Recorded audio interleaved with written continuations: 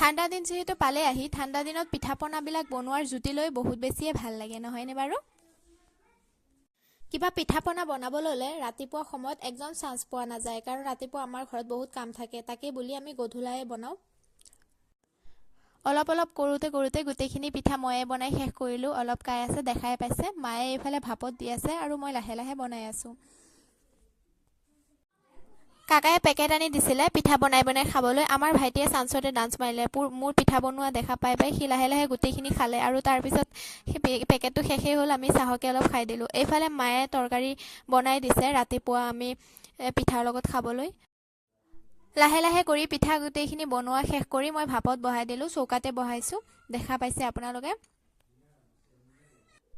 পিঠা বনাওঁতে বনাওঁতে ভাইটিয়ে আনি থোৱা চব্জিবোৰ সামৰি থবৰ কাৰণে একদম সময় নাপালোঁ। তো এইফালে পিঠা বনাই শেষ কৰি লৈ মই চব্জিবোৰ সামৰি থৈ আছোঁ। দেখা পাইছেনে কেনেকৈ পকাত মই ধুনীয়াকৈ মেলি মেলি থৈছোঁ, কাৰণ ঠাণ্ডা দিন। চব্জি যদি আপুনি সামৰি থ'ব তেন্তে চব্জিবোৰ বেয়া হৈ যাব, হয়নে নহয়?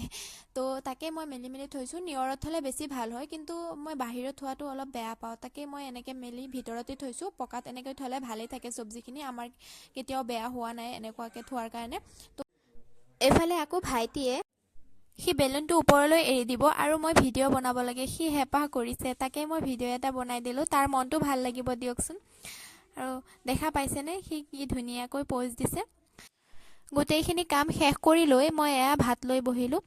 তো সন্মুখত যিমানেই ভাল চব্জি নাথাকক কিয়, আপুনি যদি নিজৰ হাতেৰে কেঁচা চব্জি এখন বনাই নাখায়, একদম ভাত খোৱাত জুতি পোৱা নাযায়, হয়নে? তো আপোনালোকে এনেকৈ খাই ভাল পায়নে? জনাব।